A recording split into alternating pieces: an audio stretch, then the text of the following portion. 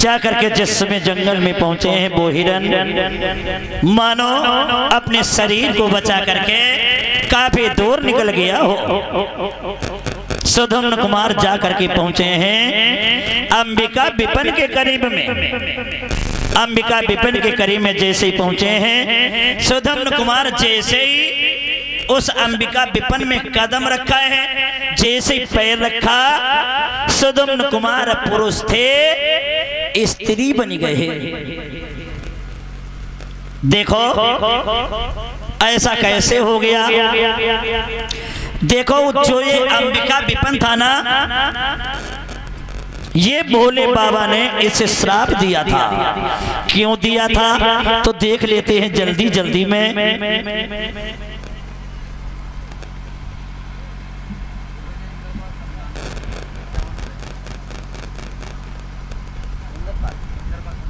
और ये इंद्रपाल भैया जी जो समदाना के बसने वाले हैं, इंद्रपाल भैया जी के द्वारा 51 मुद्राएं भेंट हो रही हैं। भगवान से कामना करेंगे जीवन मंगल में हो।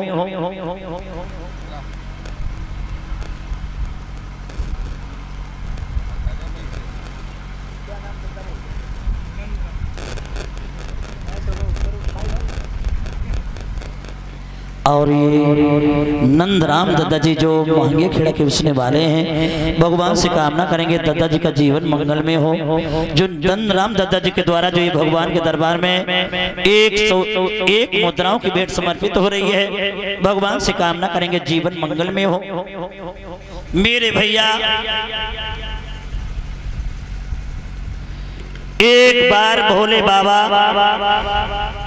अपनी पत्नी के साथ में बैठे हुए थे। अपनी पत्नी पार्वती के साथ में उस अंबिका विपिन में बैठे बैठे विहार कर रहे थे। तब तक सप्तऋषियों का आगमन हो गया है। और जैसे गिरिजा ने सप्तऋषियों को देखा है, गिरिजा जी बड़ी लज्जित हो गई हैं। जवाब दिया है प्रभु तुमने संसार के लिए क्या नहीं किया, सर्वस्व निछावर कर दिया, लेकिन अपने लिए कहीं भी थोड़ी सी जगह नहीं बनाई जहां पर हम और तुम बैठ करके थोड़ी देर विश्राम कर लेते, वहां पर बैठ करके आराम कर लेते। तो भोले बाबा ने जवाब दिया है, हे गिरजा, आज से मैं इस अंबिका विपिन को ही श्राप दे रहे हैं।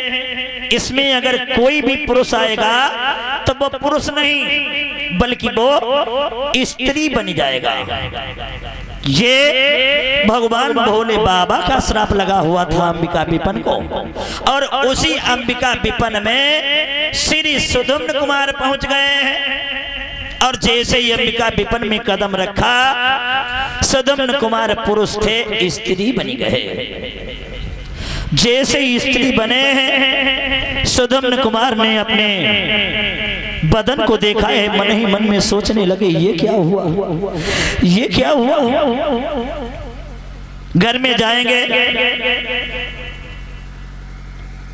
कौन सा ये चेहरा लेकर के मैं अपने दरबार में जाएंगे, अपने दरबार के लोगों को कैसे समझाएंगे। जिनका मैं भैया लगता था वो मुझे भाभी कहेंगे, जिनका मैं चाचा लगता था वो मुझे चाची कहेंगे। कैसे मैं इस बदन को लेकर के जाएं, क्या करें। सुधम्न कुमार स्त्री के भेष में उस अंबिका विपिन में बैठ गए हैं। अपने सर को पकड़ करके उस अंबिका विपिन में रोने लगे हैं, सिसकियां लेने लगे हैं, भगवान से बार बार प्रार्थना करने लगे, प्रभु तुमने ये क्या किया। कैसे भी इस बदन को लेकर के अपने दरबार में जाएंगे, कैसे दरबार के लोगों से कहेंगे, क्या जवाब में अपनी पत्नी से देंगे। अंबिका विपिन में बैठे बैठे सुधम्न कुमार रोने लगे हैं, आंखों से अश्रु की धारा बहने लगी है, बार बार भगवान से विनती करने लगे हैं, प्रभु मन में सोचे सुधम्न कुमार, अनाही दिल में दिल जलावे।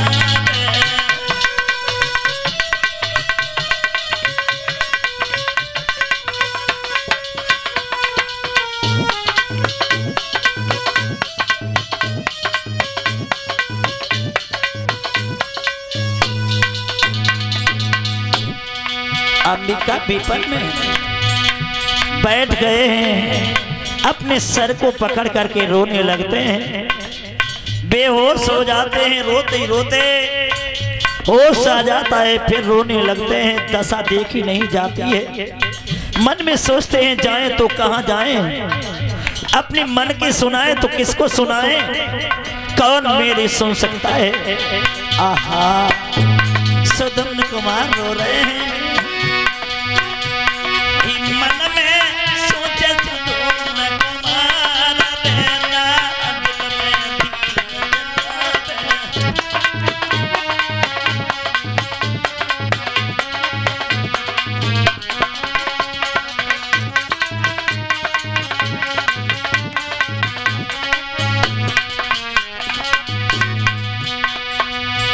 अरे कैसी करूं कहाँ को जाऊं, और मन व्यथा में किसे सुनाऊं,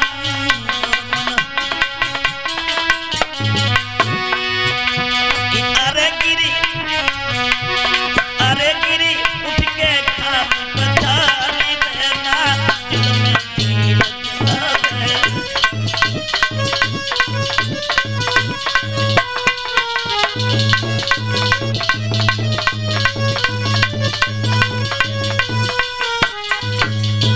इधर सुदम्न कुमार उस अंबिका विपन में बैठे बैठे सिसकियां लेने लगे हैं, हिलकियां भर भर करके रोने लगे हैं, बार बार भगवान से प्रार्थना करने लगे, हे दीन बंधु दीनानाथ है, कैसी तुम्हारी माया है, कैसे जाए मैं अपने घर के लिए, ये स्त्री चेहरा लेकर के कैसे मैं अपने दरबार में जाएंगे। उस अंबिका विपन में पछाड़ खाने लगे हैं, बार बार पार ब्रह्म परमेश्वर से निवेदन करने लगे हैं, प्रभु तुमने तो बड़ा अच्छा मुझे परिणाम दिया है, बड़ा अच्छा तुमने मुझे सलूक सिखाया है। उस अंबिका विपन में बैठे बैठे रोने लगे हैं, अपनी किस्मत को धिक्कारने लगे हैं, बार बार रोने लगे हैं, आंखों से आंसू निकलते हैं, गालों पर लकीर बनाते हुए मानो वो जमीन में समाने लगे हैं।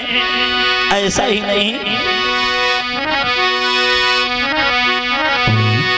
अरे कहा पाप हमने करे, अरे परमेश्वर सब छूटी गो है परिवार।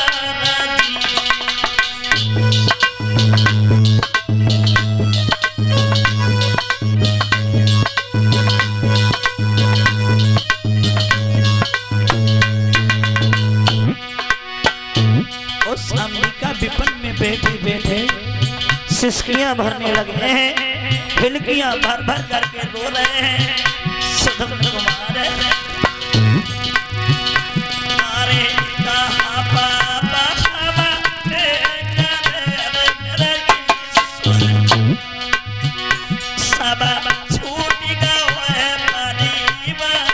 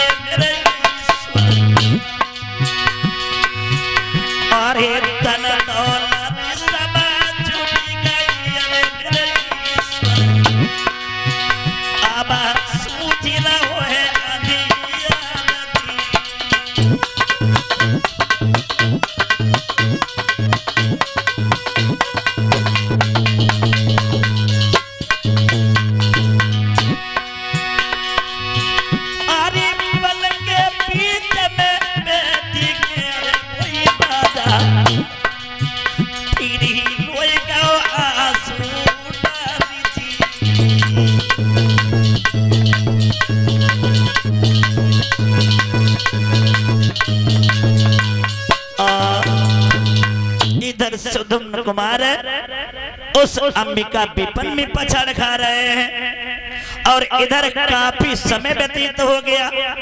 जब आंगन में नहीं पहुंचे हैं तो सुधुम्न कुमार की पत्नी को शंका हो गई। मन ही मन में सोचने लगी, न जाने हमारे महाराज कहाँ ठहर गए।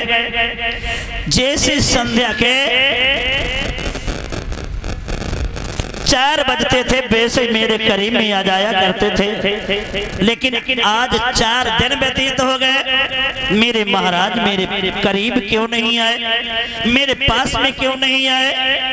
शंका हो गई। मंत्री को करीब में बुलाया है, जवाब दिया है, मंत्री ऐसा करो, मेरे महाराज का परीक्षण करो, इधर उधर खोज कीजिए, आखिर में मेरे महाराज हैं तो है कहाँ। महामंत्री भागा है, सेना को सजवाया है, सेना को सजवाने के बाद में इधर उधर भ्रमण करने लगा है, महाराज सुधुम्न कुमार की खोज करने लगा है। हर जगह खोज किया है, हर जगह देख डाला है, लेकिन सुधुम्न कुमार जब कहीं नहीं मिले हैं, जब कहीं नहीं दिखाई पड़े हैं, अंत में हताश होकर के वो मंत्री महारानी के करीब में पहुंच गया है। दोनों हाथों को जोड़ करके जवाब दिया, महारानी साहिबा के जीवन की जय जयकार हो। मैंने अपनी एड़ी से चोटी तक की ताकत लगा दी है, लेकिन महाराज का कहीं ठिकाना नहीं मिला है। इधर सुधुम्न कुमार की पत्नी आंगन में रोने लगी है अपने पति के वियोग में, और इधर सुधुम्न कुमार उस अंबिका विपन में सिसकियां ले रहे हैं, और इधर पत्नी अपने पति की यादों में आंगन में रो रही है। ये बन के बीच में राजा रोवे, कोई नहीं गरन। इधर सुधुम्न कुमार की पत्नी रो रही है और इधर सुधुम्न कुमार का बुरा हाल है, उस अंबिका विपन में रोते रोते। तो कभी तो यहाँ तक बता रहा है, ये बन के बीच में राजा रोवे, हर रोई रही गरन। कैसी है लीला तेरी को जाने करतारी।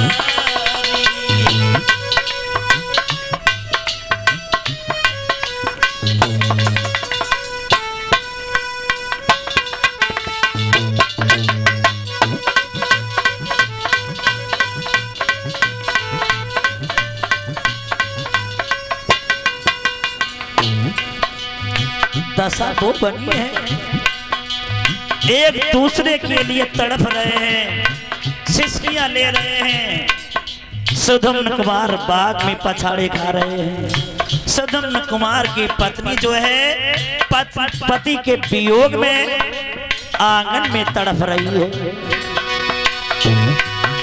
बन के बीच में राजा रोवे, वही रही घरना। कैसी है लीला तेरी को जाने करतारी।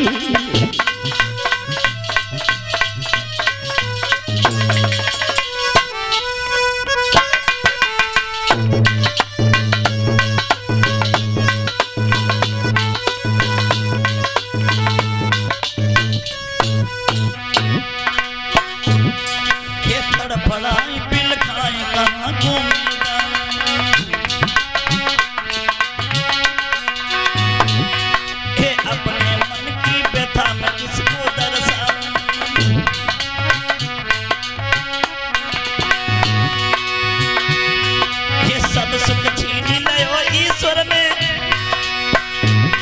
ये सब सुख छीन लियो ईश्वर ने, कैसो बेकारी। कैसी है लीला तेरी को जाने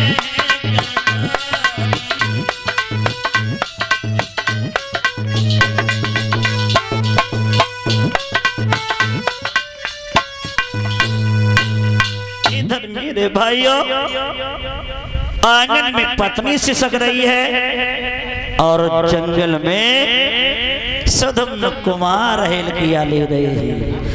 काफी समय हो गया है, काफी समय व्यतीत हो गया। सुधम कुमार मन ही मन में सोचने लगे हैं, रोना तो सारी जिंदगी है, सारी जिंदगी रोना है।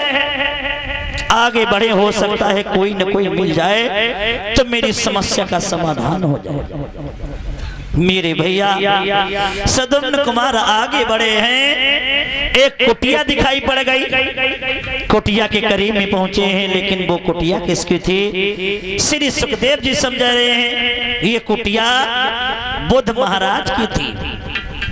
आवाज लगाई है, अंदर कोई हो तो बाहर आ जाओ, मेरा इस संसार में अब कोई नहीं है। अंदर से आवाज आई है, कोई बात नहीं, तुम्हारा इस संसार में कोई नहीं है और हमारे यहाँ कोई रोटी बनाने वाला नहीं है। ऐसा करो तुम यहीं पर ठहर जाओ। बुद्ध की कुटिया के करीब में पहुंचे हैं, लेकिन ये बुद्ध कौन थे? श्री सुखदेव जी समझा रहे हैं, जवाब दिया है परीक्षित, ये बुद्ध मालूम कौन थे? जवाब दिया गुरुदेव मुझे क्या पता है। जवाब दिया लाला तुम्हें नहीं मालूम है, ये चंद्रमा के लड़का थे। मेरे भैया देखो, चंद्रमा के एक दो नहीं बल्कि 27 पत्नियां थी, 27, लेकिन 27 बांझ थी, किसी के पुत्र नहीं था। और फिर ये बुद्ध कहां से आ गया? बुद्ध चंद्रमा का लड़का कैसे हो गया? देखो मेरे भैया, एक बार चंद्रमा जो था ना, ये चला है अपने गुरु बृहस्पति के पास में। गुरु बृहस्पति के करीब में पहुंचा है। बृहस्पति के करीब में पहुंचने के बाद में काफी दिन तक वहां पर ठहरा है।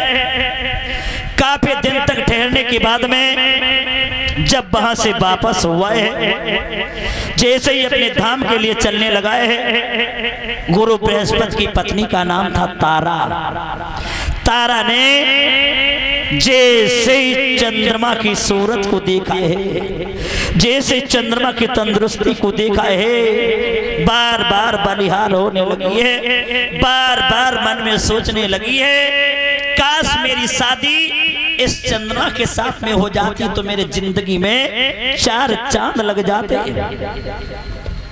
इधर दूर से जैसे चंद्रमा की सुंदरता को देखा है, दूर से तारा अपने मन में विचार करने लगी है, अपने आप में और अपने पति की उस चंद्रमा से तुलना करने लगी है। जैसे ही उस चेहरा को देखा है, चंद्रमा को,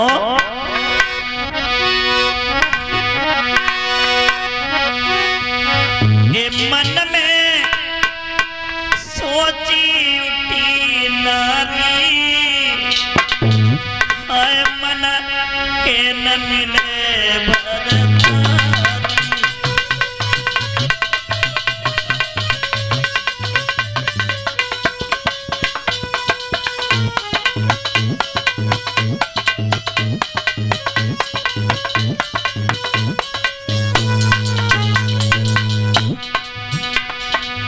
जैसे चंद्रमा की सुंदरता को देखा है, बार बार चंद्रमा पर बलिहार होने लगी है, बार बार सोचने लगी है, अगर मेरी शादी इस चंदा के साथ में होती तो मेरी जिंदगी में 4 चांद लग जाते। खड़ी खड़ी दूर से देख रही है चंद्रमा की तरफ, सोचने लगी है, मन में सोची उठी नारी, के न मिले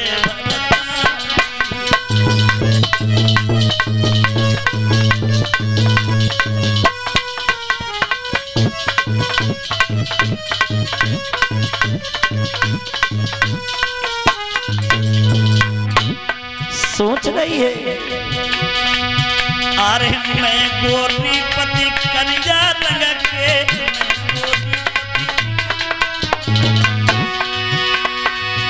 अरे एक भी काम करे नहीं ढंग के,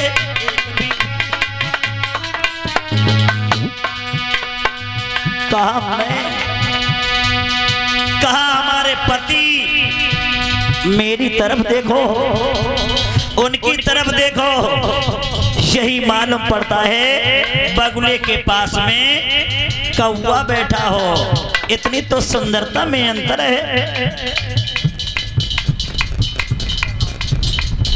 और ये 21 मुद्राएं राहुल भैया जी जो सिंहपुर के बसने वाले हैं, राहुल भैया जी के द्वारा 21 मुद्राएं हो रही हैं भगवान के दरबार में समर्पित कर रहे। भगवान से कामना करेंगे भैया जी का जीवन मंगल में हो। दूर से चंद्रमा की तरफ देखती है, फिर अपने पति की तुलना करने लगती है। अरे मैं गोरी पति कलिया रंग के,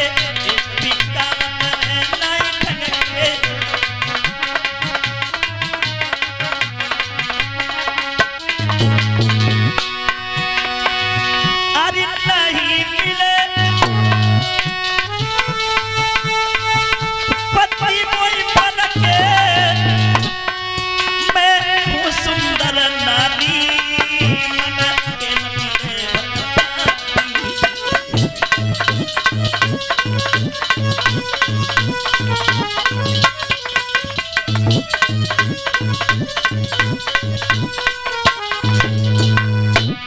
खड़ी है।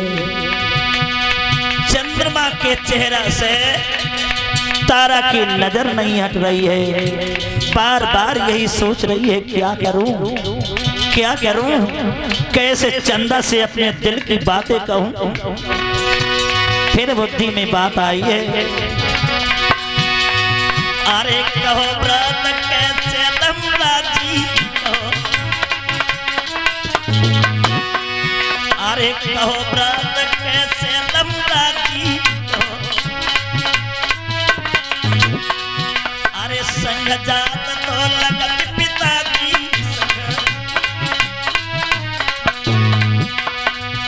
इतना तो उम्र में अंतर है।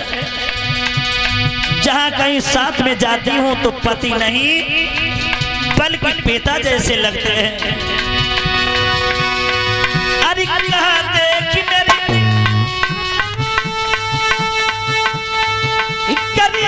शादी, कोई अब उमरी बारी मन के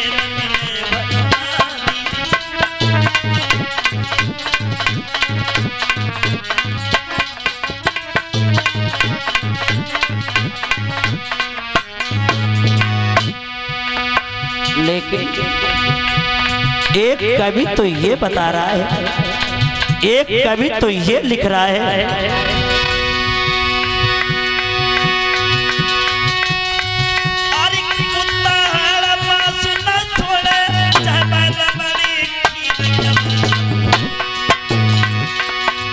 अरे